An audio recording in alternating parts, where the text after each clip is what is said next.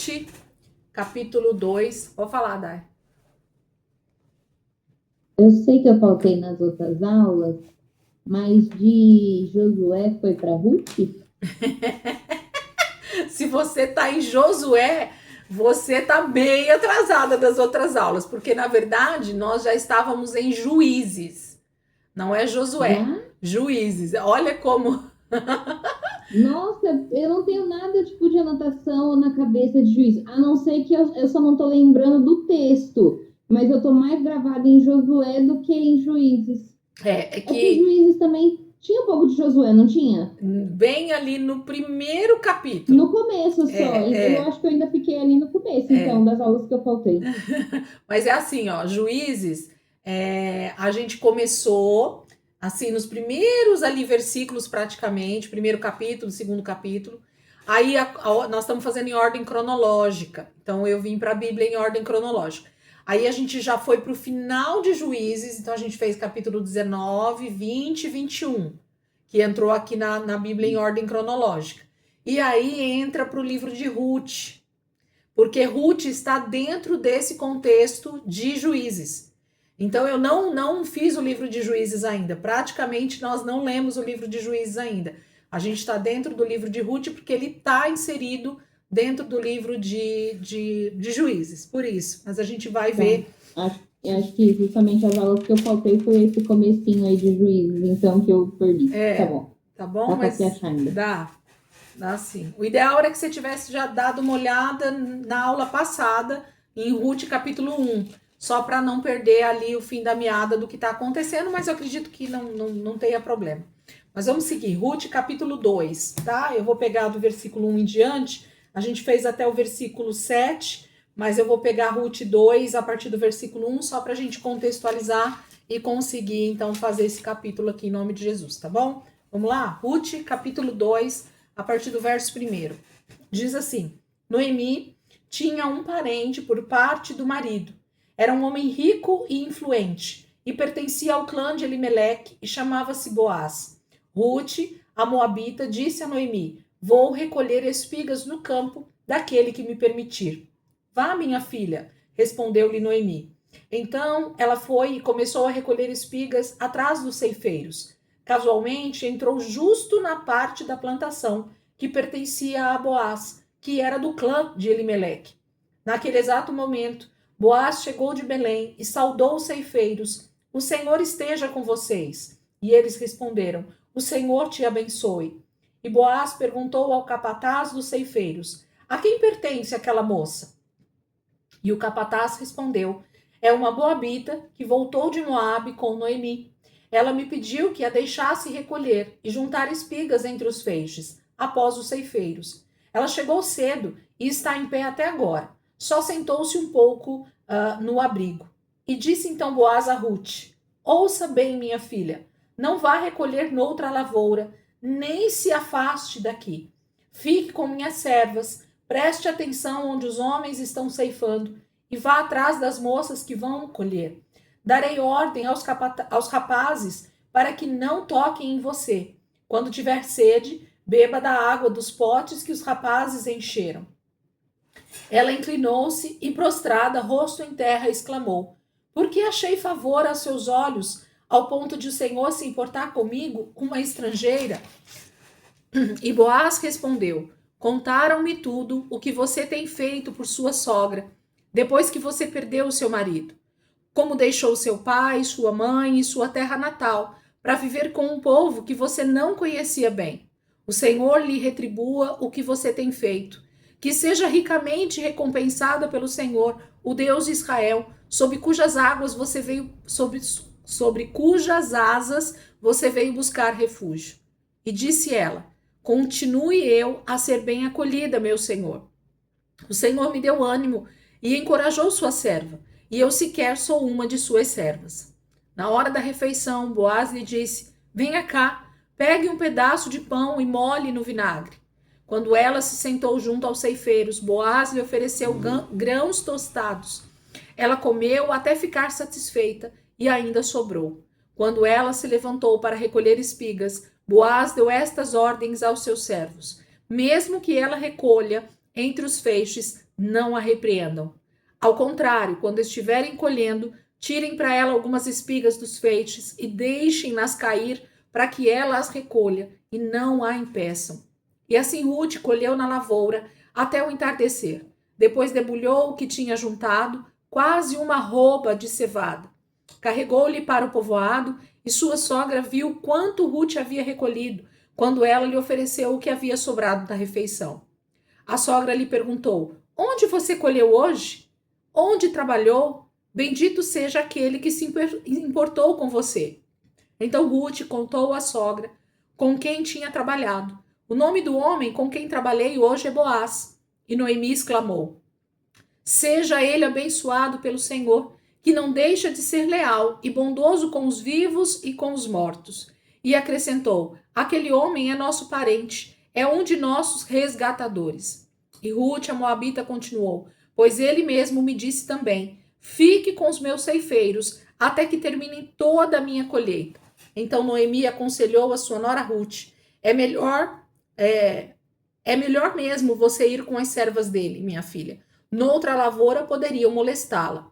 Assim Ruth ficou com as servas de Boaz para recolher espigas até acabarem as colheitas de cevada e de trigo, e continuou morando com a sua sogra. Vamos lá, meninas.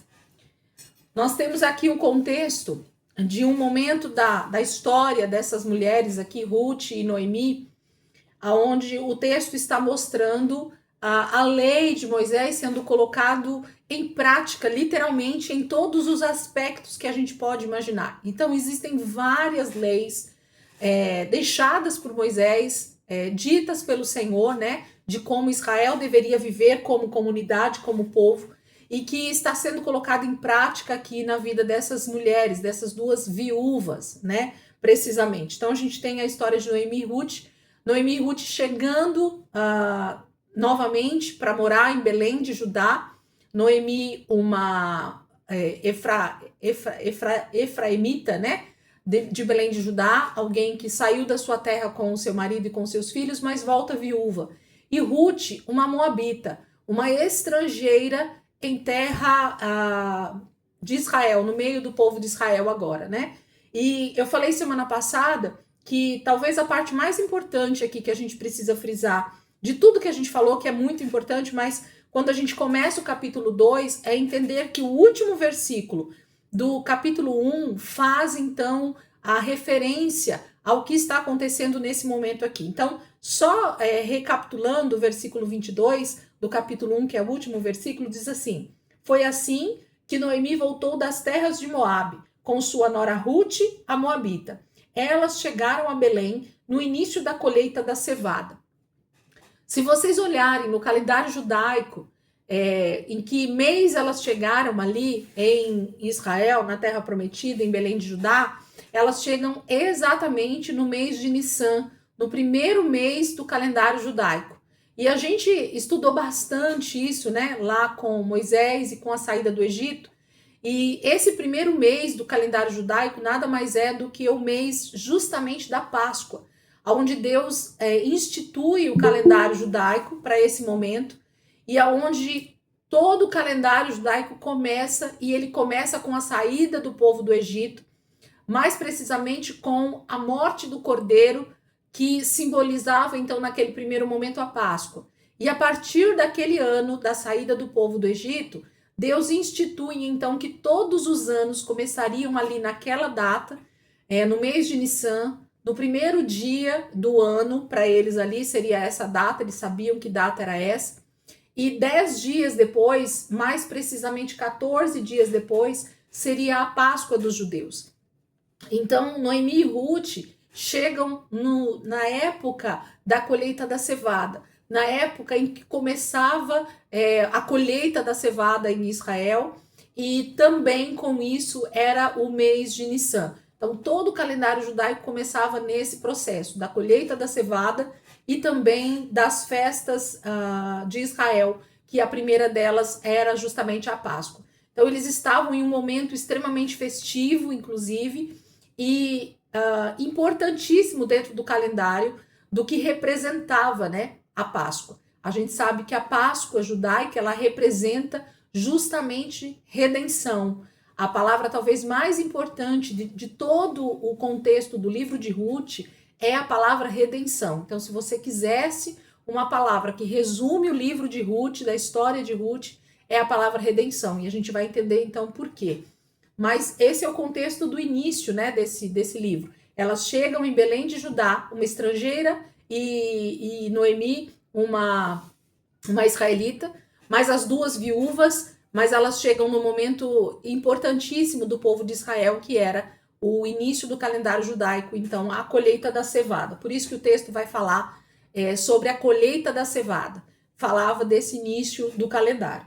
E aí o capítulo 2 começa falando que Noemi tinha um parente por parte do marido, e era um homem rico e influente, e pertencia ao clã de Elimeleque, e chamava-se Boaz. Então, o texto, quem está contando a narrativa para nós, aqui de Ruth, está falando justamente de que Noemi e Ruth, mais precisamente Noemi, volta para sua terra, volta para Belém de Judá. Elas voltam sem nada, com as mãos vazias. O texto no capítulo 1 fala que Noemi está extremamente triste, porque ela provavelmente foi para Moabe rica e volta para Belém de Judá pobre em todos os aspectos, inclusive no financeiro, e também viúva, né, sem o marido e sem os 2 filhos. Então, era uma situação crítica em diversos aspectos. Mas diz que em Belém de Judá, ela tinha uma família de influência. Então, a gente já por aqui entende que Elimeleque, marido de Noemi, havia saído de Belém de Judá, infelizmente, com uma perspectiva errada, talvez, do que Deus podia fazer. Mas não vem ao caso, isso é aprofundamento de pensamento a respeito do texto. Então, nós falamos no capítulo 1, alguém que sai da casa de pão, que é Belém, para um lugar totalmente contrário à palavra de Deus, e então essas mulheres voltam dentro desse contexto de viuvez e de escassez financeira, né? Sem nada nas mãos. Financeiramente falando, elas estavam pobres. Mas Elimeleque, esse homem, marido de Noemi, ele era de uma família aparentemente rica, influente, que é o que o texto está dizendo para nós. Ruth, a moabita, disse a Noemi: vou recolher espigas no campo daquele que me permitir. E aí Noemi permite, vá, faça isso, né? Porque elas estavam sem, inclusive, o que comer. Gente, a primeira coisa que a gente precisa pensar é: essas mulheres voltam para Israel sem um lugar para morar praticamente, mas o texto não mostra essa questão, mas provavelmente Noemi tinha uma casa que ficou fechada em Belém de Judá, e como Elimeleque não havia morrido quando saiu ali de Belém de Judá, provavelmente essa casa ficou fechada, tá? Então esse é o contexto aqui. E elas voltam e provavelmente vão para essa casa que Noemi tinha com Elimeleque ali em Belém de Judá. Então pelo menos o teto elas tinham, né? Mas elas voltam realmente sem rebanho, sem vida financeira, sem comida, sem nada. E então Ruth, sendo a mais jovem, né? A nora jovem, levanta e fala: minha sogra, eu vou colher espigas. É o início da colheita da cevada, eu vou colher espigas para que a gente possa ter farinha, para que a gente possa ter o que comer, para que a gente tenha alimento para a nossa casa. E se vocês lembrarem bem, existia uma lei em Israel que o Senhor falava para os israelitas, quando eles estivessem colhendo as suas plantações, que eles não colhessem na sua totalidade, principalmente os cantos, né? As pontas dos seus territórios, dos seus campos de colheita. Por quê? Porque isso era uma prática comum das pessoas que estavam em miséria, na pobreza, né? Era ir para os campos na época da colheita e tentar colher alguma coisa que sobrasse ali no chão, que sobrasse na plantação. Então, os ceifeiros iam e tiravam o principal daquele campo, né? Talvez os frutos maiores, talvez a parte mais robusta da plantação, mas o que sobrava nos cantos do campo, ou o que ia caindo, né, dessa colheita na mão dos homens, ia ficando para trás. E isso tinha um princípio bíblico inserido nisso, que era justamente dar alimento para pessoas que estivessem em dificuldade financeira, em dificuldade de fome, né? E não só o povo de Israel, mas qualquer outra pessoa que estivesse passando ali pelos campos e quisesse colher isso, Deus havia dado essa ordem para o seu povo, que eles não fossem avarentos, que eles não fossem pessoas que ficassem preocupados com esses pormenores, que deixasse mesmo essas pessoas colherem. Então isso era uma prática comum. Em cada colheita, ano após ano, os israelitas, os donos das terras, tinham o costume de deixar as pessoas colherem nos seus campos, não somente os seus trabalhadores, mas essas pessoas que estivessem passando dificuldades. E por isso, então, Ruth decide ir fazer isso, né? Ela sabia que isso era uma prática, muito provavelmente não somente de Israel, mas talvez de outros povos também. Mas ali era comum, era lei. E provavelmente Noemi falou isso para Ruth. Então ela se levanta e vai buscar alimento para elas, né? Vai buscar o suprimento para elas sobreviverem ali, aqueles primeiros momentos delas. E o texto vai dizer no versículo 4, que no finalzinho do versículo 3, que Ruth vai cair justamente no território de Boaz. E era justamente desse parente próximo de Noemi, de Elimeleque, né? Então vamos falar aí da família. O marido de Noemi, Elimeleque, ele era de um clã, de uma família. E essa família, existiam vários parentes ali, morando em Belém de Judá, e um dos parentes, e muito influente e rico naquele momento, era Boaz. E Ruth, sem saber, ou guiada pelo próprio Deus, a gente vai entender que tem a mão do Senhor em tudo isso, ela vai parar justamente nos campos de Boaz. O texto vai dizer. No versículo 4, então, diz assim: naquele exato momento, Boaz chegou de Belém e saudou os ceifeiros. O Senhor esteja com vocês. E eles responderam: o Senhor te abençoe. Quando Boaz chega ali nas suas terras, onde os ceifeiros, os funcionários dele, os trabalhadores dele estavam, ele cumprimenta eles. E eu falei semana passada que isso me chama muita atenção, que é a forma como Boaz é um homem aparentemente temente a Deus só por essa frase que ele fala quando ele chega. Ele diz: o Senhor esteja com vocês. Temer a Deus era justamente invocar a presença de Deus em tudo que nós temos. Então, é nosso costume, como crentes, né, como família de Deus, chegar perto dos nossos irmãos e dizer: paz do Senhor, meu irmão, graça e paz. O que isso significa? Senão um cumprimento de uma família que entende que Deus está sobre nós.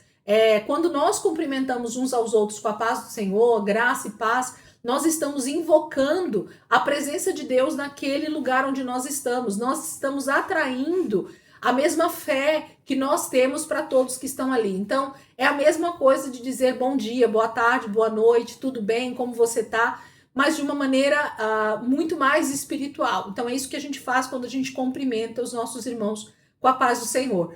E aqui não é diferente. Boaz chega na sua plantação, junto aos seus funcionários e cumprimenta eles com: o Senhor esteja com vocês. Então ele evoca a presença de Deus ali naquele lugar, ele cumprimenta eles com essa paz do Senhor que nós diríamos hoje, né? Então era um cumprimento natural do povo de Israel que temia Deus. E eu lembrei a respeito de um momento em que Cristo entra na presença dos seus discípulos logo depois da ressurreição, e ele justamente diz: a paz esteja com vocês, né? A paz esteja nesse lugar. Era justamente essa presença de Deus sendo trazida para o ambiente.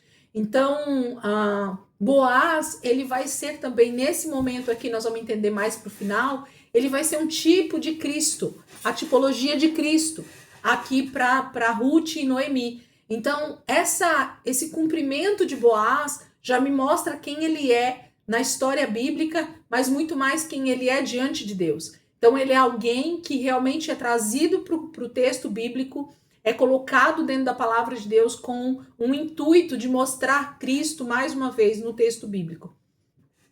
E a gente vai ver dentro da sua genealogia que isso faz todo sentido, porque ele é parente próximo de Davi, ele é parente da linhagem de Jesus. Então, mais uma vez, Deus se mostrando na história, né, da humanidade como aquele que está pronto a resgatar o seu povo. E Boaz vai ser esse resgatador aqui para nós, o tipo de Cristo dentro da história de Noemi e de Ruth. Então a gente vai entender um pouquinho mais sobre isso. Versículo 6, então, o capataz responde, né, para Boaz quem é aquela moça que ele pergunta no versículo 5, né? Ele vê uma moça diferente, e então o capataz responde: é uma moabita que voltou de Moabe com Noemi. Ela me pediu para que deixasse recolher espigas. E ele faz uma observação importante aqui para Boaz.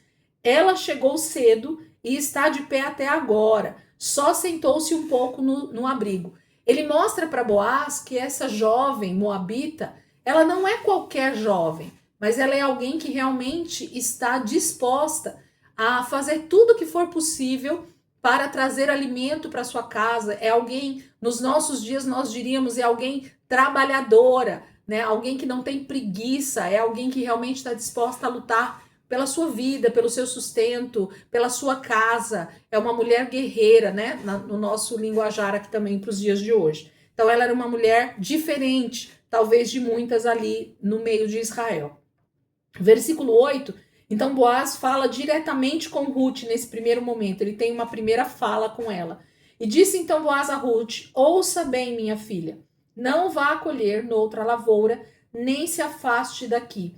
Ele dá uma recomendação para ela a respeito de que ela pode permanecer ali, e melhor, ele tem um sentimento de cuidado já por Ruth, tendo em vista, gente, que primeiro ela era uma estrangeira, então ele já sabia disso porque o capataz havia dito. Segundo, ela era viúva, então não era uma mulher que se desse muito respeito em Israel pela viuvez, né? Porque ela já não tinha marido e ela tinha vindo de outra terra, era uma moabita, era uma estrangeira. Então, no meio de Israel, se não houvesse um mínimo de temor a respeito das coisas de Deus, a respeito da palavra de Deus, essa moabita, Ruth, poderia ser tida como uma prostituta nesse momento, porque uma viúva, naquele contexto, ela poderia se tornar, se o povo de Israel não cuidasse das suas viúvas como deveria,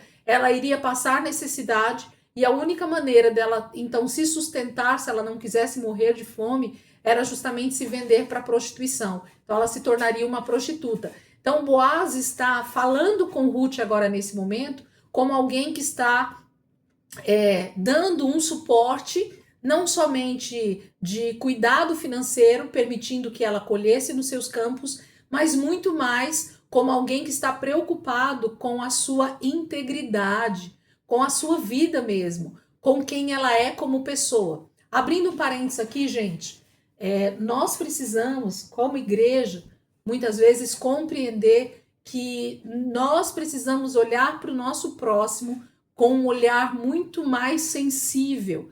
A igreja tem a tendência, isso eu estou generalizando, tá? Estou colocando de forma bem geral, não especificando ninguém, nenhuma comunidade específica. Vejam de uma forma bem generalizada. A igreja, geralmente, ela recrimina muito mais do que acolhe. Então, as pessoas, quando chegam na igreja, se elas não são o padrão que a gente deseja, se elas não são pessoas que são bem vistas pela sociedade, a igreja tem a tendência também de recriminar. A igreja tem a tendência de colocar de lado. Então, quem é a mulher ou quem é o homem que quer ser visto do lado de uma prostituta? Quem é o homem, quem é a mulher que quer se ver do lado de um morador de rua? Quem é o homem, quem é a mulher que quer ser recomendado, né, por esse tipo de pessoa? Então, por alguém muito pobre, sei lá, a classe social que essa pessoa participe ou a situação financeira que ela está. Então, a gente tem a tendência de colocar de lado alguns estereótipos, algum tipo de pessoa, né? E isso é muito triste no meio cristão, isso é muito triste no meio da igreja, mas isso é uma verdade.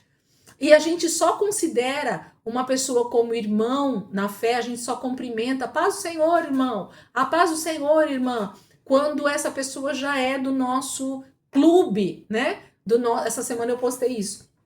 A gente gosta de Jesus, mas não gosta muito do fã-clube dele, né? Falou uma cantora gospel famosa aí há muito tempo atrás. Ela falou isso, que ela gostava de Jesus, mas ela não gostava do fã-clube, ela não gosta da igreja, né? Então isso é muito triste.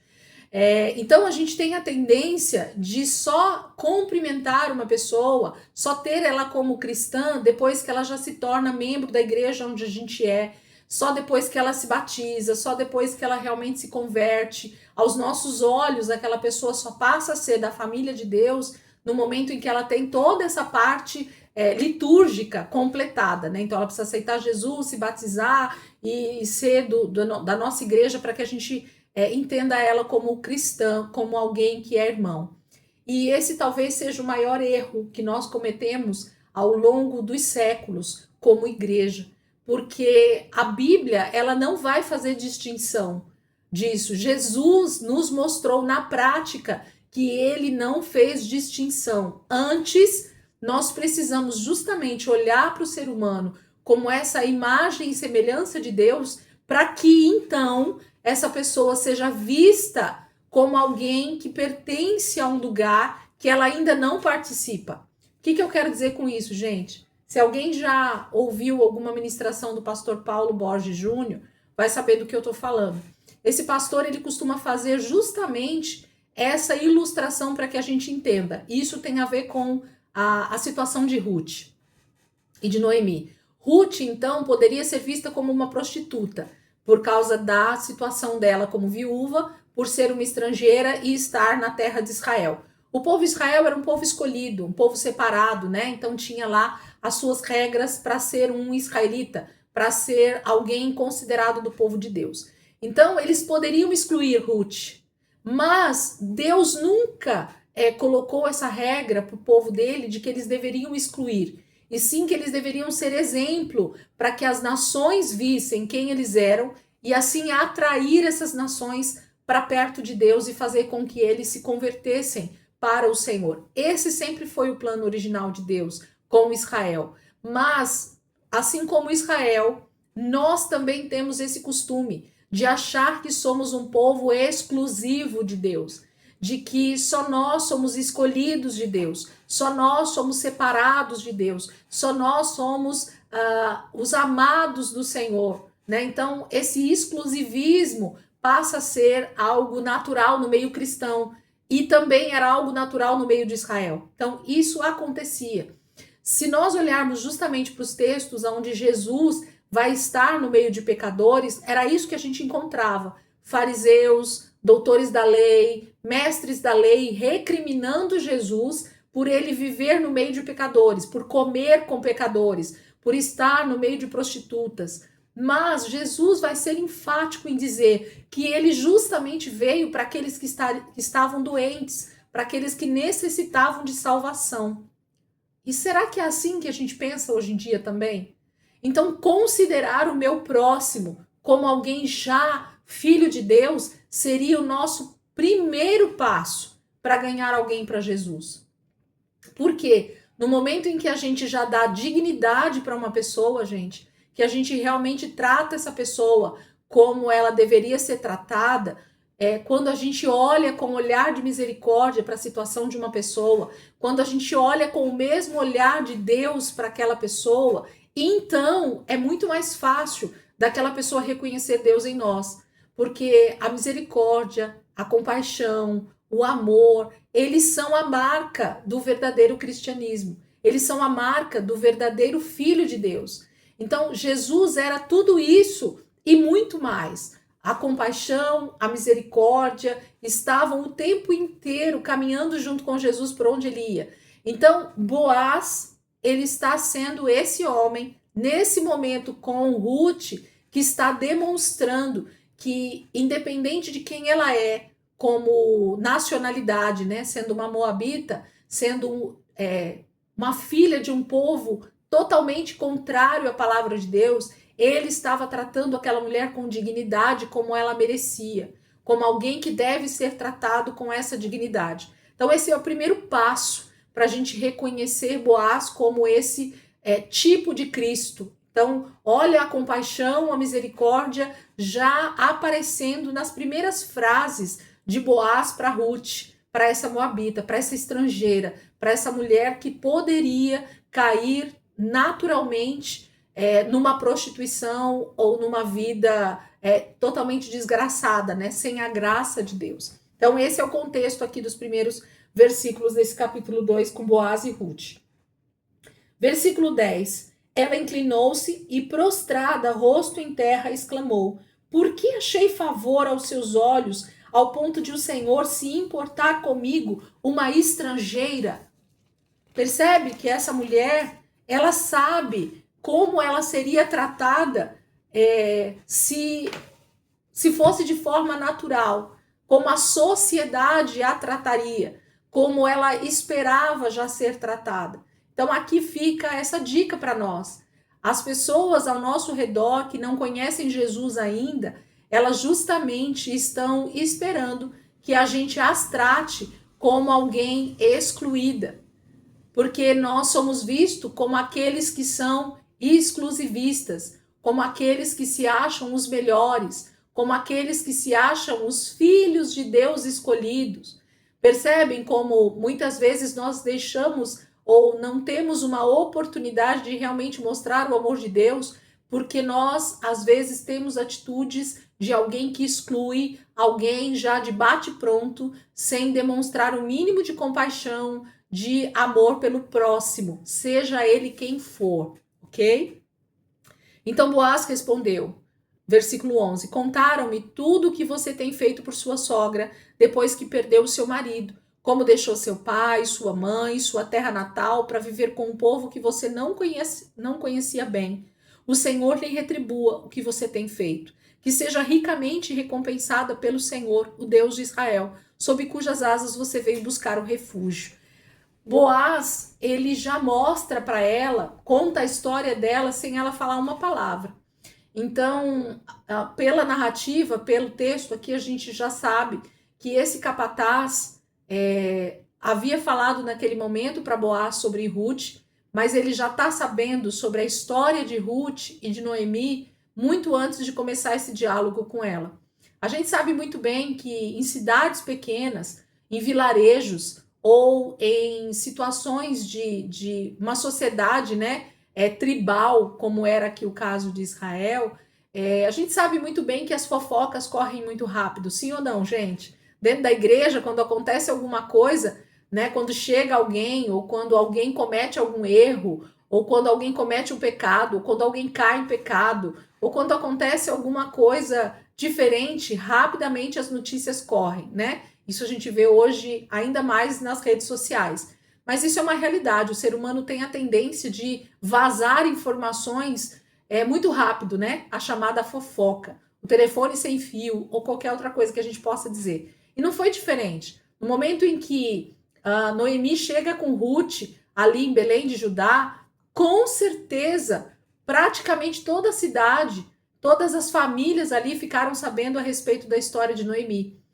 E talvez essa história chegou para eles ali em Belém de Judá, inclusive muito antes de Noemi e Ruth chegarem na cidade. Por que eu estou falando isso, gente? Porque pode ser que a história trágica de Noemi, dessa viúva, tenha chegado em Belém de Judá muito antes dela chegar lá.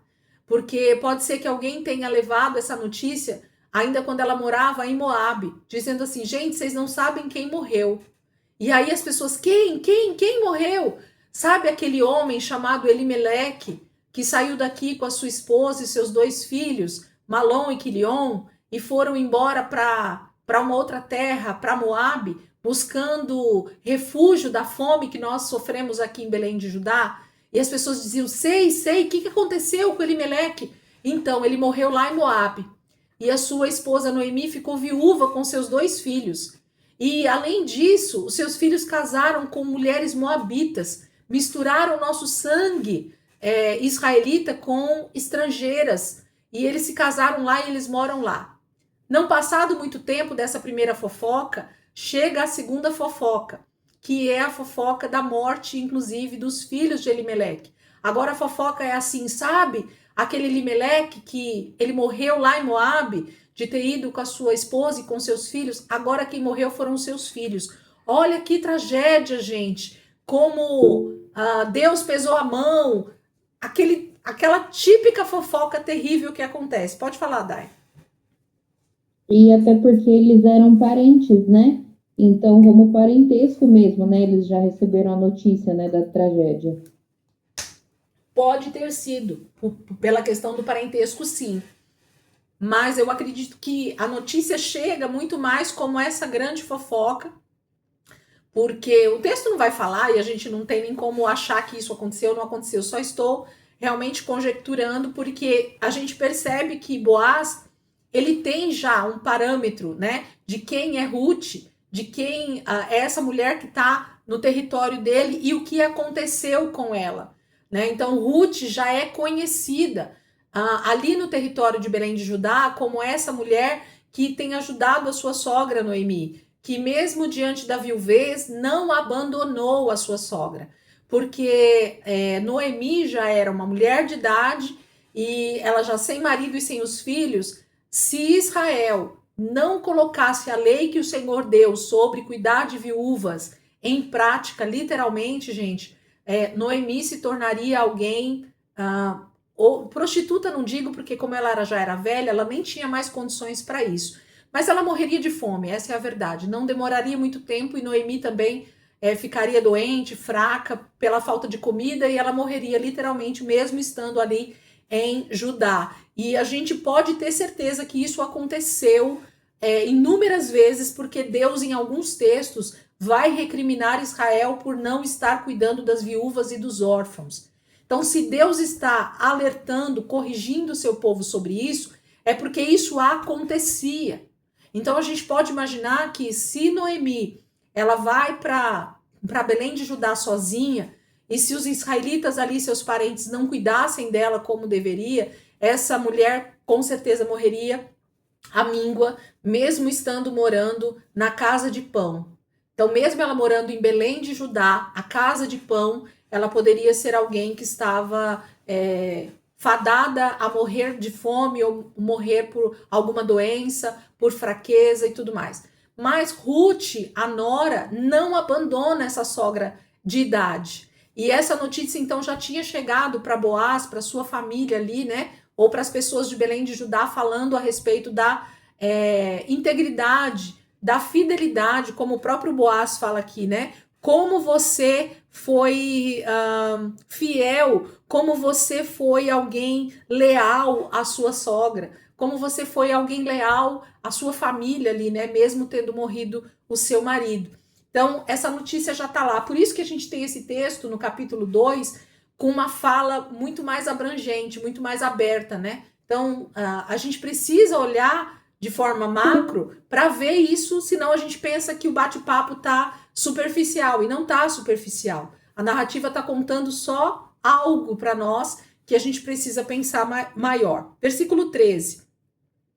E ela disse então para Boaz, né? Continue eu a ser bem acolhida, meu senhor. O Senhor me deu ânimo e encorajou sua serva, e eu sequer sou uma filha de suas servas. Então, com essa fala de Boaz, ele encoraja Ruth a permanecer fiel à sua sogra e a permanecer ali em Belém de Judá, lutando pela sua sobrevivência, lutando pelo seu futuro. Versículo 14.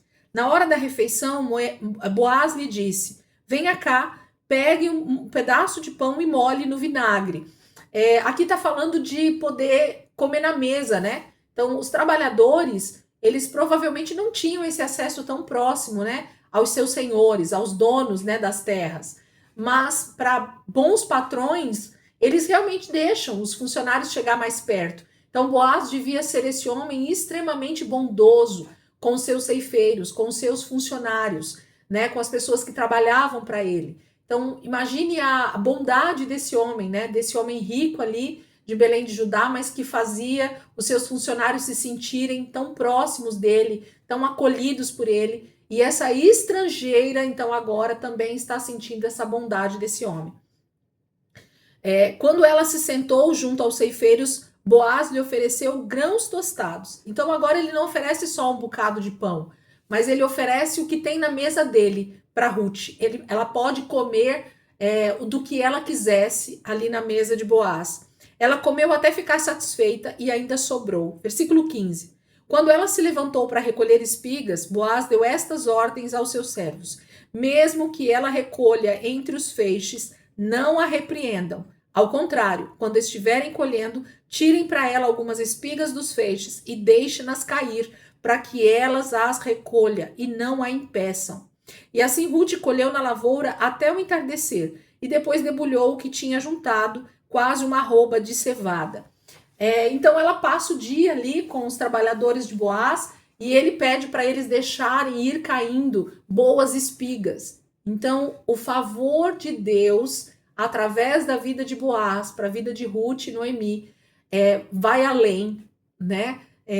Vai além, a misericórdia, a graça, o favor, a bondade, a fidelidade de Deus para a vida dessas duas mulheres, dessas duas viúvas, demonstra o caráter de Deus para nós, através de Boaz, através desse tipo de Cristo, de como Deus vai sempre muito além. Gente, nós éramos merecedores do inferno, nós éramos merecedores da morte, nós éramos merecedores realmente da ira de Deus, mas Deus se mostra tão bondoso, tão misericordioso, tão amoroso para conosco, que a misericórdia e a graça de Deus vão muito além da nossa salvação, além da graça sendo derramado para sermos salvos. Deus nos abençoa de maneira extraordinária. Quando nós olhamos para tudo que Deus tem feito na nossa vida, a gente percebe a graça abundante de Deus. Não somente uma graça comum, como a gente pode imaginar. Todo mundo recebe a graça comum, né? Mas nós que temos olhos espirituais, a gente percebe essa graça de forma muito mais abundante e abrangente. Tudo ao nosso redor se transforma pelo grande amor de Deus. Tudo que Deus toca na nossa vida realmente fica muito mais abundante, né? A bênção de Deus, ela realmente é graciosa e abundante. Então, aqui, Ruth está recebendo muito mais do que ela merecia. Ela merecia, sim, poder colher entre as plantações ali de Boaz, isso estava na lei de Moisés, mas Boaz vai além. Ele fala, dê para ela, inclusive, boas espigas, deixe ela colher à vontade, não repreenda. Ainda que ela queira pegar na parte boa, deixe ela colher. Nós temos colhido coisas muito além do que nós merecíamos como filhos de Deus, como alguém que recebe essa graça imerecida, né? Esse favor imerecido de Deus. Versículo 18. E ela colhe tanto que o que ela debulhou, né? O que ela conseguiu limpar da sua colheita naquele dia foi uma arroba de cevada. Gente, uma arroba é bastante, tá? Depois a gente pega essa medida aí de acordo com a lei. Aqui a gente fala um pouquinho sobre ela. Versículo 18. Carregou-o para o povoado e sua sogra viu quanto Ruth havia recolhido quando ela lhe ofereceu o que havia sobrado da refeição. A sogra lhe perguntou, onde você colheu hoje? Onde trabalhou? Bendito seja aquele que se importou com você. Tamanho era o milagre que o Ruth estava trazendo para casa, de suprimento, né, para elas comerem, que Noemi fica abismada, né, com tudo aquilo que ela traz. Além da colheita, né, da cevada ali, da arroba que ela trouxe talvez um pratinho, né, uma marmita da comida que elas comeram lá. Pode falar, 15 quilos? Pelo Google dá 15 quilos. Será que essa é a arroba daquela época? Talvez a arroba de hoje dá 15 quilos, dá. Precisava fazer uma pesquisa a respeito da arroba daquela época, né, em Bíblias de estudo. Que fala, uma arroba seria 15 quilos, e quando se trata de animal, o arroba vai para 30 quilos. Tá. Então pode ser que seja mesmo, mas, né, ou pode até ter mudado de tempo para cá. No tempo bíblico, né, que a gente precisava olhar só essa questão. Mas pode ser alguma coisa próxima. Mas pensa aí você trabalhar, né, a juntar espigas de trigo, né, e colher ainda 15 quilos, né, de farinha de trigo, daquelas sementinhas, né, que vão gerar o trigo depois de esmagadas. É maravilhoso, porque era bem levezinho, né, essas colheitas de cevada é bem leve, então para dar 15 quilos tinha que colher bastante. Mas ela traz, né, ela traz essa colheita maravilhosa para dentro de casa e elas então não vão passar fome. Quando ela pergunta para Ruth onde é que ela colheu, versículo 20, e Noemi exclamou, seja ele abençoado. O finalzinho do versículo 19, Ruth conta que o nome do homem com quem ela trabalhou hoje era Boaz. E na hora, Noemi então exclama, né? Ela fica feliz, seja ele abençoado pelo Senhor, que não deixa de ser leal e bondoso com vivos e com os mortos. Por que ela está falando com vivos e com mortos, gente? Porque Boaz, ele está sendo leal e bondoso com Elimeleque, com o seu parente próximo. Ele não tinha nenhuma obrigação de abençoar Ruth, de abençoar Noemi, mas ele sabe quem elas são. E ele está justamente fazendo isso também, justamente porque Elimeleque é da sua família, é do seu clã, é da sua tribo. Então, a bondade e a misericórdia de Boaz, elas estão alcançando não somente Ruth e Noemi, que estão ali vivas ainda, mas ele está dizendo o quão ele respeita o seu clã, a sua família, a sua tribo. E ele está então dizendo para os mortos, para o seu parente Elimeleque, eu estou respeitando quem você é dentro da nossa família. Quando a gente é abençoado por causa dos nossos pais, por causa dos nossos avós que já morreram, gente, isso fala de quanto de legado essas pessoas deixaram. Então, muito provavelmente, Elimeleque, ele era um bom homem quando ele morava em Belém de Judá. Ele era alguém que dentro da sua família tinha o respeito dos seus parentes. Não foi uma pessoa que desonrou de alguma maneira os seus parentes ou fez qualquer coisa que o desmerecesse. Então, nesse momento, Boaz, esse parente próximo, está sendo bondoso e leal, porque Elimeleque deixa também um rastro de coisas boas, né? Ele deixa algo bom do seu passado, como família, né? Então, ninguém quer abençoar um parente que deixou um rastro de perversidade, de maldade, né? Que fez algo de ruim para a família. Ninguém iria abençoar alguém que deixou algo ruim para trás. Então, quando nós somos abençoados hoje, na nossa geração, por causa de parentes que já morreram, principalmente pai, avós, né? Isso fala de legado, isso fala de uma herança realmente de bênçãos que os nossos antepassados deixaram. Eu tenho muito essa convicção na minha vida a respeito dos meus avós maternos e paternos. São pessoas que realmente deixaram uma herança de bondade, de misericórdia por onde passaram. Principalmente o meu avô paterno, né? Ele já falecido, mas todas as pessoas que a gente vai falar sobre ele, vai perguntar dele, ou perguntam sobre ele, sempre são palavras de boas coisas que ele deixou como legado, né? Então tinha bondade e misericórdia em cada atitude daquela pessoa. Então, por onde ele passava, as pessoas eram abençoadas pela sua vida. E isso fala muito daquilo que a gente vai viver no nosso futuro, para os nossos filhos, para os nossos netos. Então, se nós formos pessoas que realmente deixam um legado de bondade e misericórdia, as nossas gerações futuras vão alcançar essa bondade e essa misericórdia. Se nós formos pessoas que deixarmos um legado ruim, de falta de misericórdia, com certeza, infelizmente, os nossos filhos e netos vão colher também falta de misericórdia, porque as pessoas não vão ser bondosas e leais com alguém que, uma marca, né, profunda de maldade, de pessoas que fizeram o mal, ok? Então isso é bem importante também aqui. Boaz está falando sobre isso, né, com Ruth, e de Noemi lembrar disso. Versículo 21. Ela diz assim, e Ruth, a moabita, continuou, pois ele mesmo me disse também, fique com os meus ceifeiros até que terminem toda a minha colheita. Boaz também fala dessa questão de entender que Ruth, ela era mal vista pela sociedade naquele momento da história por causa da sua viuvez e por causa de ser uma estrangeira.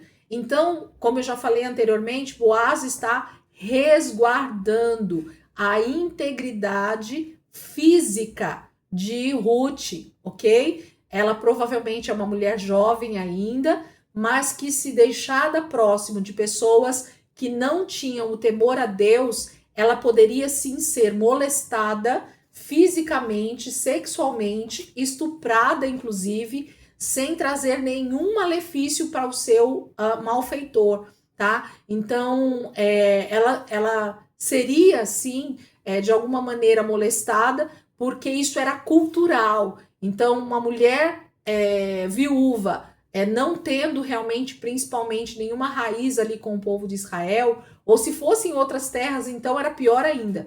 Ela provavelmente seria uma mulher qualquer e se tornaria uma prostituta mesmo no meio do povo. Mas Boaz está mostrando que o amor de Deus, ele excede de maneira sobrenatural, inclusive os estrangeiros. Então, além de ser alguém que está vindo com Noemi, que é uma israelita, ela está sendo vista como alguém com total dignidade, como ser humano, como mulher que ela é, como alguém de que se deve muito respeito, simplesmente por ela ser mulher. E se ela não era uma prostituta, então ela deveria ser mantida como uma mulher que tinha sido leal ao seu marido, à sua família, à sua sogra e tudo mais. Então, Boaz está resguardando a vida dela, pedindo para ela que ela permaneça perto dos seus ceifeiros, perto das pessoas que estão perto dele, porque senão ela poderia ser molestada. Vamos fechar isso, Dai? Isso, vamos fechar e já vamos abrir rapidinho. Voltem para nós darmos sequência.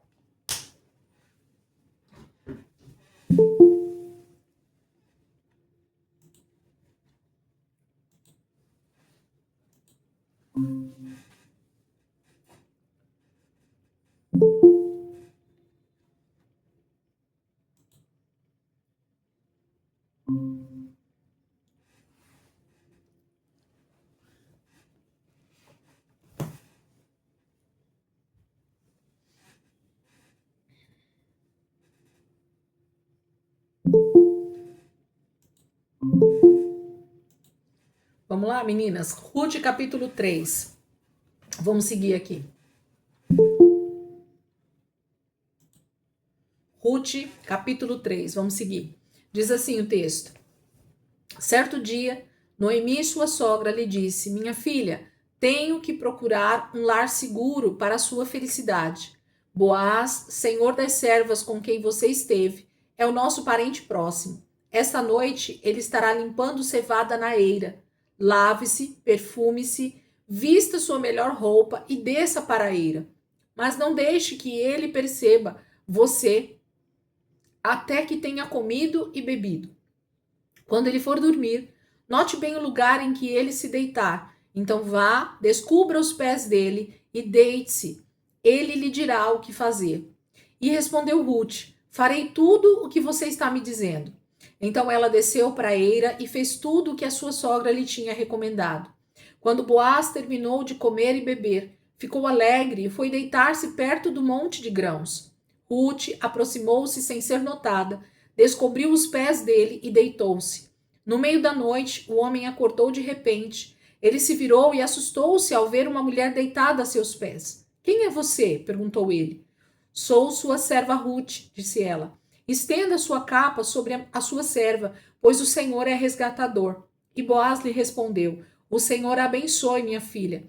Este seu gesto de bondade é ainda maior do que o primeiro, pois você poderia ter ido atrás dos mais jovens, ricos ou pobres. Agora, minha filha, não tenha medo. Farei por você tudo o que me pedir. Todos os meus concidadãos sabem quem você é, que sabem que você é mulher virtuosa. É verdade que sou resgatador, mas há um outro que é parente mais próximo do que eu. Passe a noite aqui, de manhã veremos. Se ele quiser resgatá-la, muito bem, que resgate. Se não quiser, juro pelo nome do Senhor que eu a resgatarei. Deite-se aqui até de manhã. Ela ficou deitada aos pés dele até de manhã, mas levantou-se antes de clarear para não ser reconhecida. E Boaz pensou: ninguém deve saber que esta mulher esteve na eira. Por isso disse: traga-me o manto que você está usando e segure-o. Ela o segurou e o homem despejou nele 6 medidas de cevada e o pôs sobre os ombros dela. Depois ele voltou para a cidade. Quando Ruth voltou à sua sogra, esta lhe perguntou: como foi, minha filha? E Ruth lhe contou tudo o que Boaz lhe havia feito. E acrescentou: ele me deu estas 6 medidas de cevada, dizendo: não volte para sua sogra de mãos vazias. E disse então Noemi: agora espere, minha filha, até saber o que acontecerá. Sem dúvidas, aquele homem não descansará enquanto não resolver esta questão hoje mesmo. Capítulo 3. Nós temos o início de um desfecho que é esperado tanto por Ruth quanto Noemi e que também é esperado por nós quando diz respeito à salvação, quando diz respeito à redenção, quando diz respeito ao nosso futuro, quando diz respeito ao que a gente espera que aconteça diante das nossas mazelas, dificuldades, circunstâncias. O que está acontecendo aqui no capítulo 3? Se a gente não conhece um pouquinho do contexto cultural daquela época, a gente tem dificuldade, inclusive, até de entender o que Noemi está mandando Ruth fazer. Porque o que ela fala é: minha filha, essa noite vai haver um grande banquete, uma festa, né? Lá na casa de Boaz, na sua fazenda, onde quer que eles ficassem ali. E o que significava isso? Muito provavelmente o período acabava, né, da colheita e eles iam debulhar esses grãos, eles iam fazer com que aquela colheita virasse realmente o alimento para todo o ano dele e a separação da primícia. Tudo isso acontecia nesse momento. E Noemi, a viúva, né, a mais velha, ela sabe da lei de Israel e do que deveria acontecer com elas. Quando ela diz lá no finalzinho do capítulo 3 de que Boaz é um dos seus resgatadores, isso está falando de uma lei que o Senhor deixou a respeito de casamento, a respeito de quando uma israelita ela ficava viúva, a sua família então tinha que se reunir e o parente mais próximo daquela viúva deveria então se casar com ela, trazendo descendência àquele homem que havia morrido. Isso principalmente fala a respeito de irmãos, né? No caso dos filhos de Noemi, seria o que deveria acontecer se somente um deles tivesse morrido e o outro ficado. Então vamos supor que tivesse sido com os filhos de Noemi, Malom e Quilion, né? Que são os personagens aqui da história. Se somente um dos filhos de Noemi tivesse morrido, o seu irmão deveria se casar com a viúva e o primeiro filho desse casal deveria ser dado como descendente do irmão morto. Então, é isso que acontecia dentro da lei. Para que se continuasse uma descendência de uma família, era essa lei que deveria acontecer. O Senhor havia dito para Israel, através de Moisés, de que o parente mais próximo, no caso, principalmente de irmãos, ele deveria se casar com a viúva. Se o irmão não tivesse deixado filhos, homens, ele deveria se casar e dar filhos, descendentes ao seu irmão. E isso fala de forma micro, dentro de uma família, mas de forma macro, dentro de uma tribo, dentro de um clã, né, mesmo. Então, no caso de Noemi, dessa viúva de Elimeleque, os seus 2 filhos haviam morrido. E o seu marido, Elimeleque, não tinha mais filhos, ela já era velha, então não tinha como dar sequência na sua descendência. Então, Elimeleque seria literalmente riscado da descendência do clã dos Efraimitas. Então, para que isso voltasse a ter descendentes de Elimeleque, algum parente próximo deveria se casar com a viúva e o primeiro filho, o primogênito desses filhos, deveria ser dado como se fosse filho de Elimeleque, da descendência dele. Então, qualquer homem que se casasse com Ruth fazendo esse princípio acontecer, o primeiro filho, o primogênito, não era filho daquele homem, mas era filho de Elimeleque, filho de Malom e de Quilion. Então essa era a lei, tá? Então Noemi, conhecendo tudo isso, mostra para Ruth qual era a possibilidade, o que poderia acontecer com elas. Só que tem um agravante aí, gente, nessa história. Ruth não é uma israelita. Essa lei servia para as mulheres israelitas. O que Deus estava querendo era preservar a linhagem israelita. Então, nenhum homem israelita deveria ficar sem descendentes.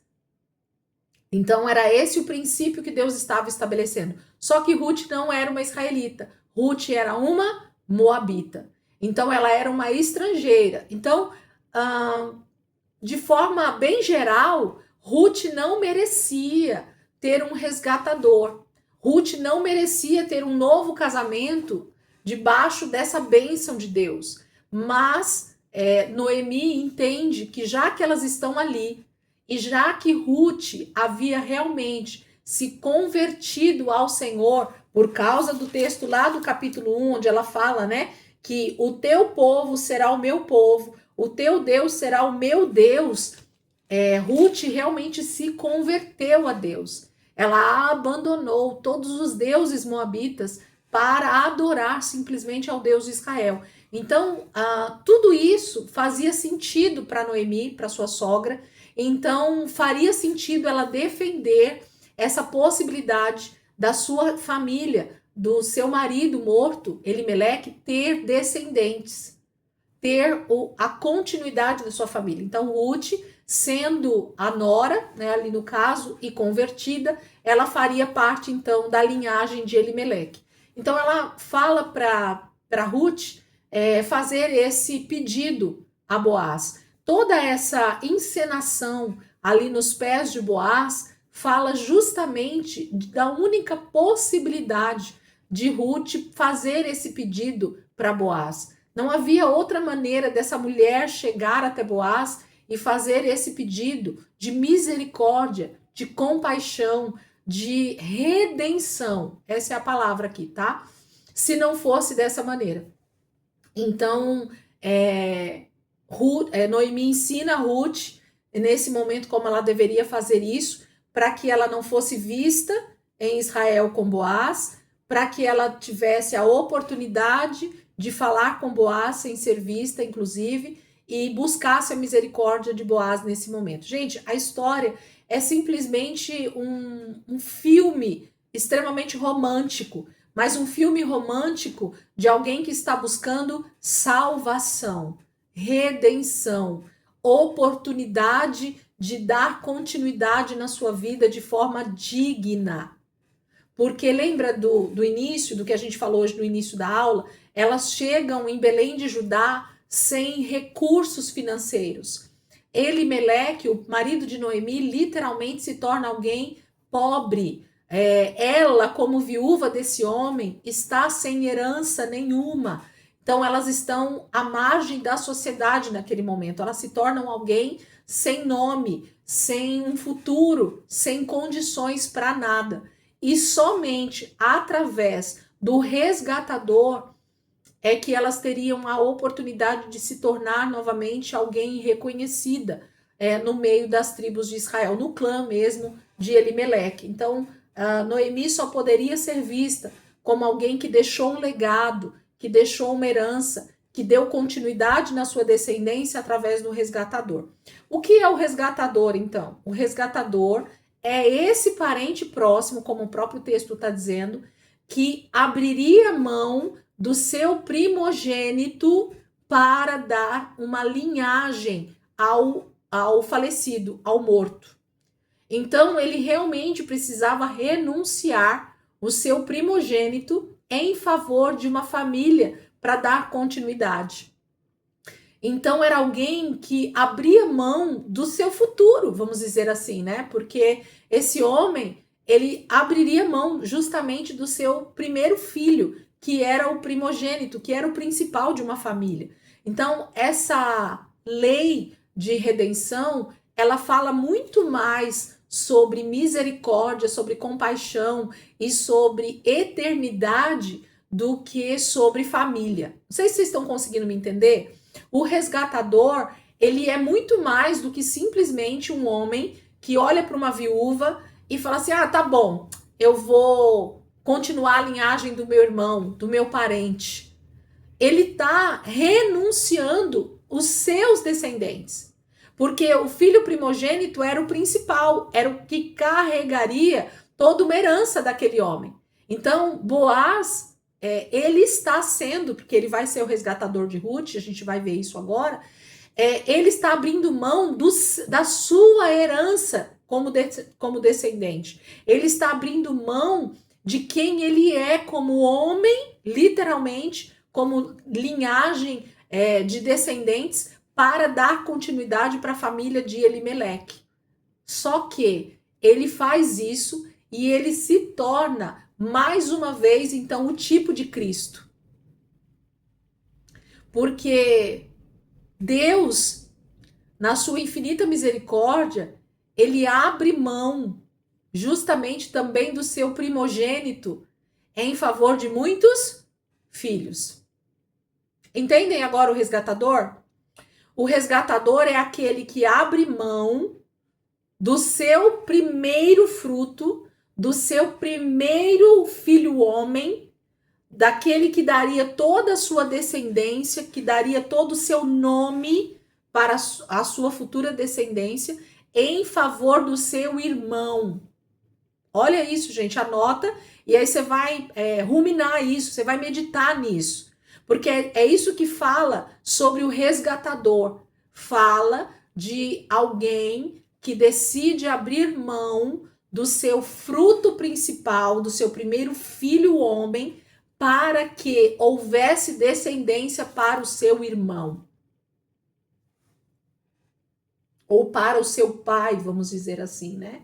Para o da linhagem principal.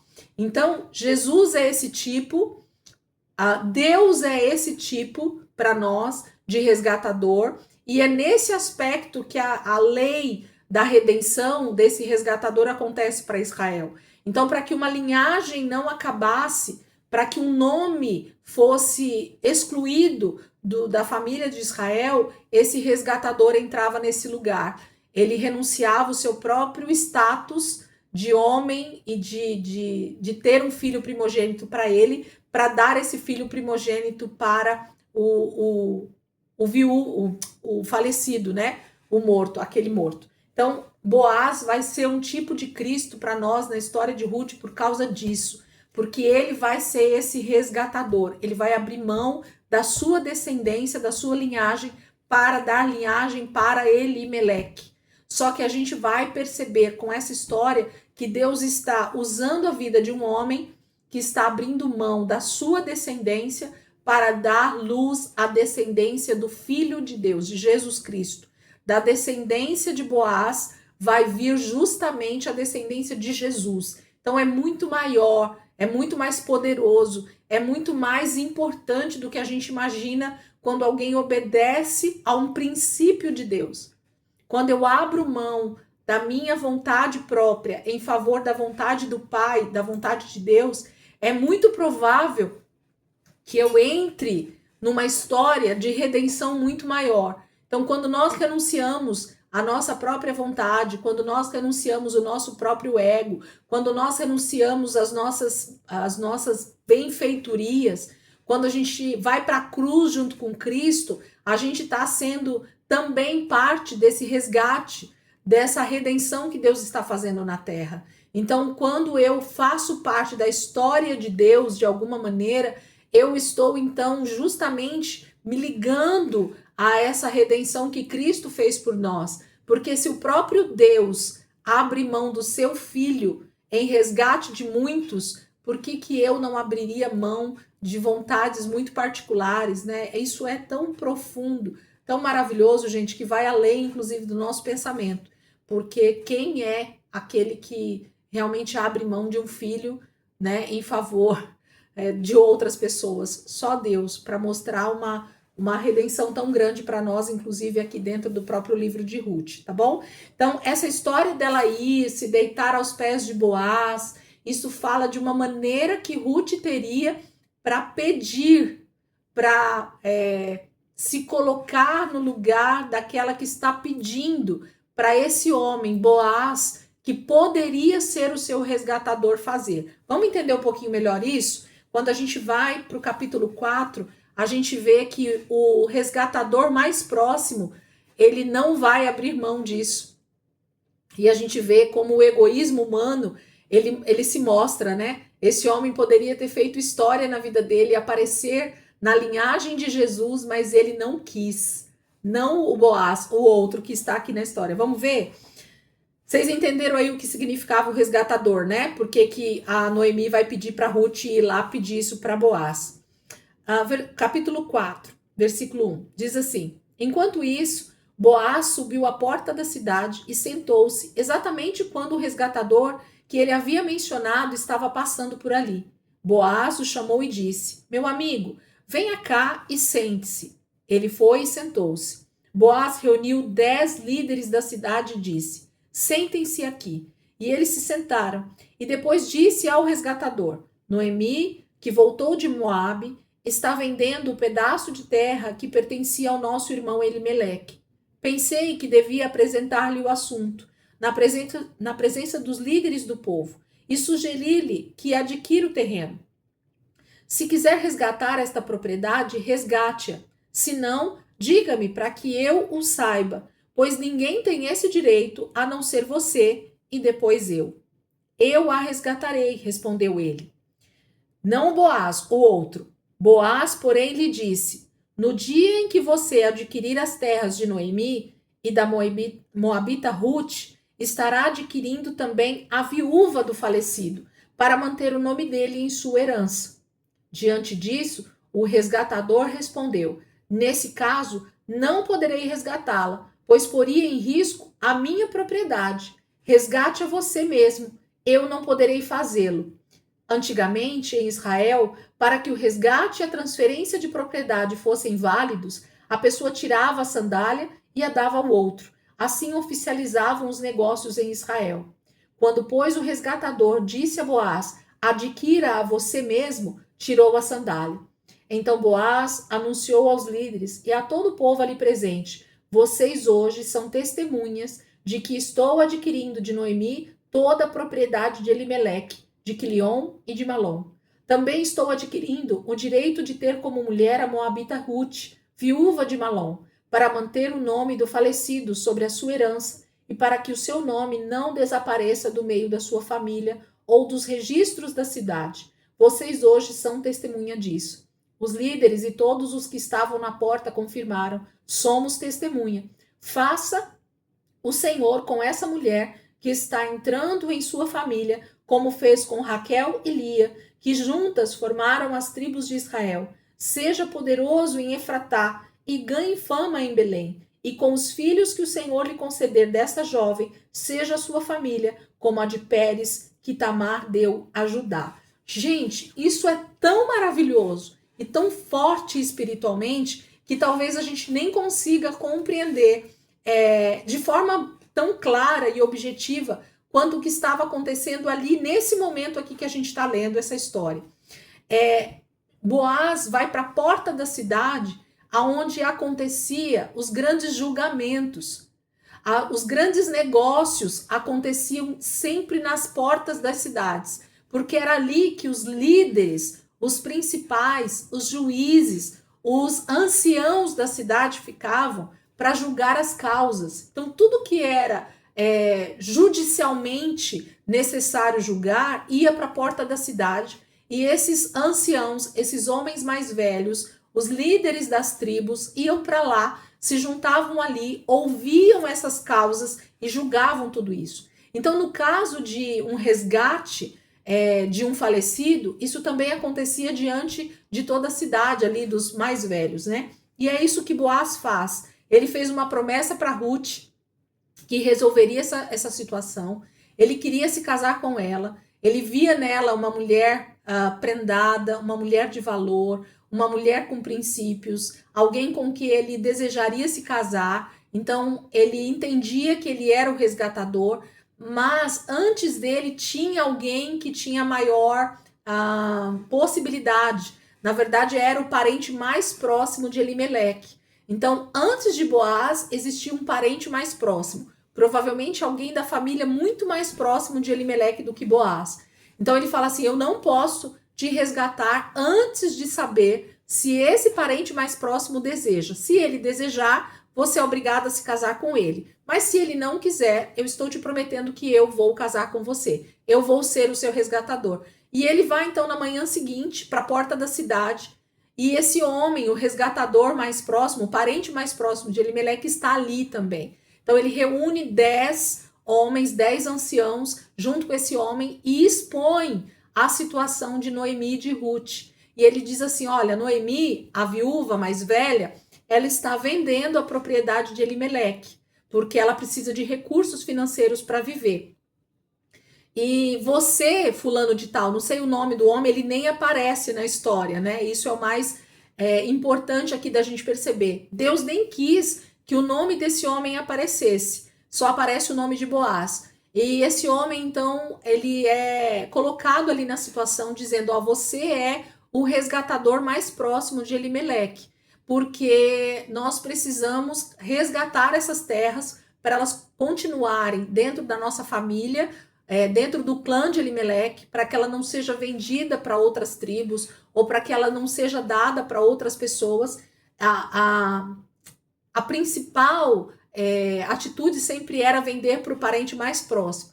Então esse homem, ele na hora ele fala, não, eu vou comprar as terras do meu parente próximo, eu quero essas propriedades para mim, porque isso traria honra para aquele homem, né? Para que ele fosse o resgatador. Só que ele é lembrado de um detalhe, talvez naquele momento ele pensou muito mais na propriedade, nos bens materiais que iriam ser agregados aos seus, a sua herança seria muito maior, porque ele estaria tomando, né, todas as propriedades de Elimeleque, mas ele se esquece que para isso acontecer, ele teria que se casar com a viúva, que deveria ser uma israelita, ok?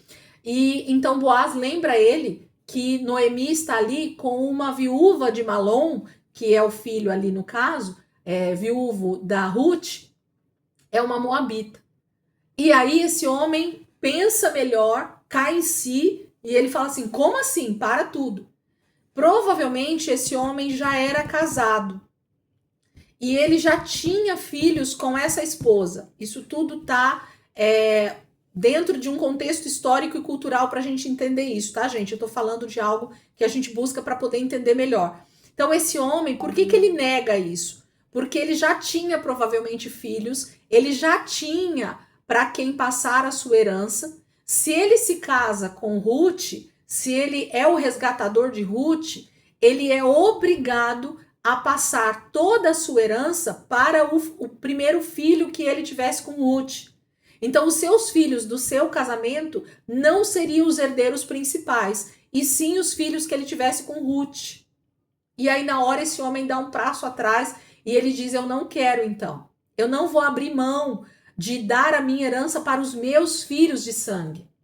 Eu não vou abrir mão de dar a minha linhagem, que eu já tenho, os bens que eu conquistei da minha família, né? Então ele não quer. Então ele diz para Boaz, você pode resgatar, já que provavelmente Boaz não era casado ainda, né? Talvez era um jovem, muito provavelmente pelo que a gente está lendo aqui.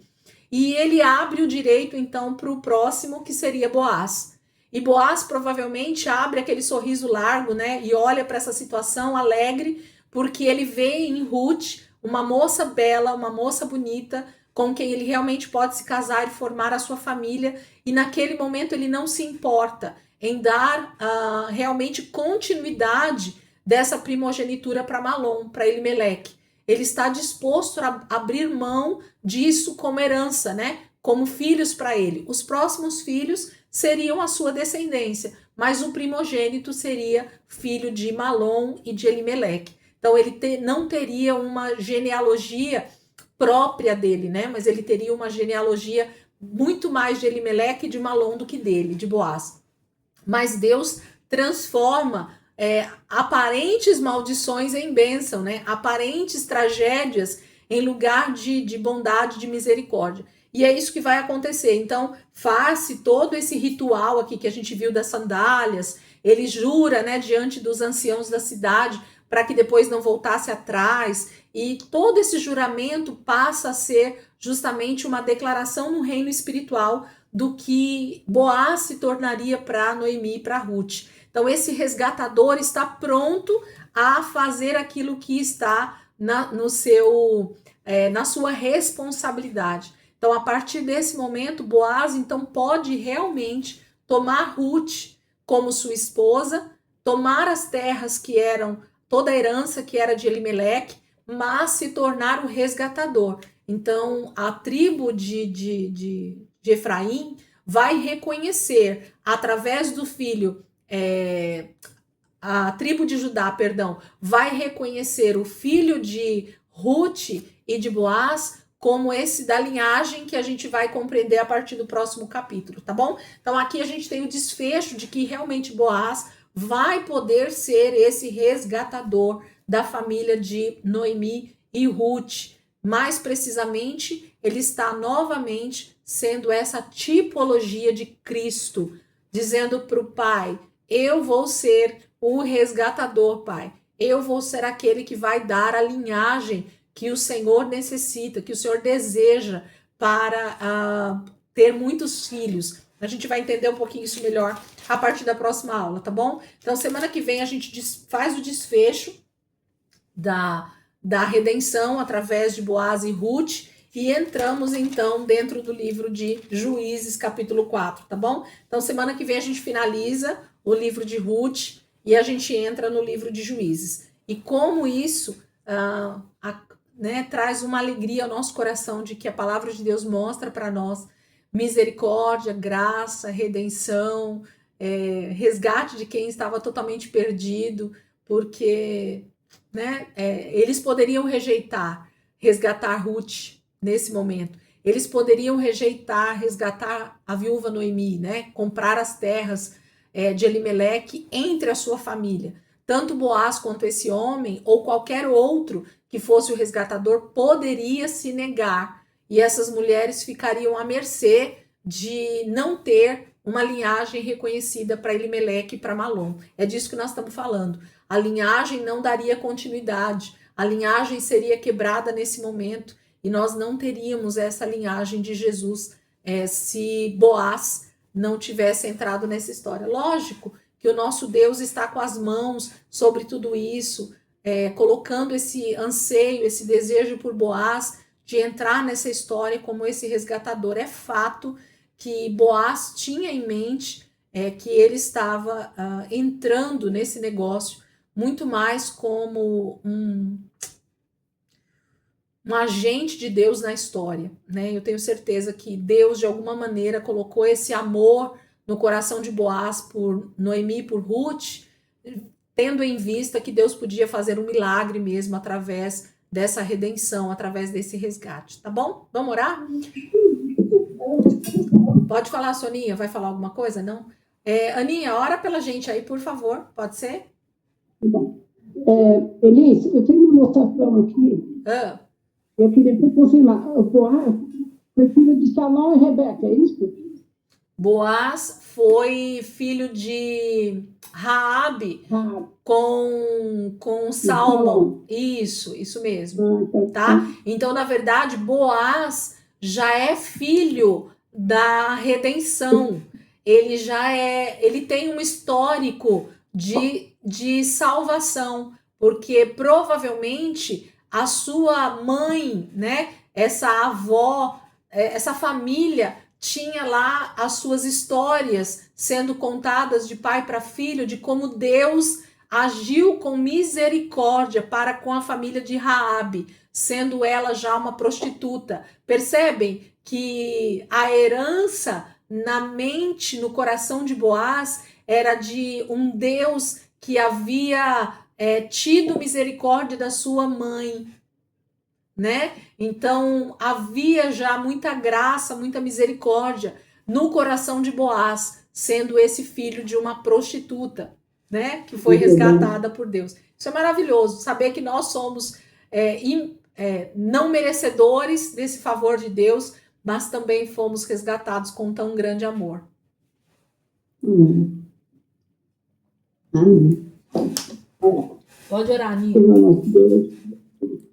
Senhor nosso Deus, nosso Pai, nós queremos te agradecer, Senhor Deus, por esse momento que estamos aqui, Senhor Deus, diante da tua palavra, aprendendo cada vez mais, Senhor Deus, conhecimento melhor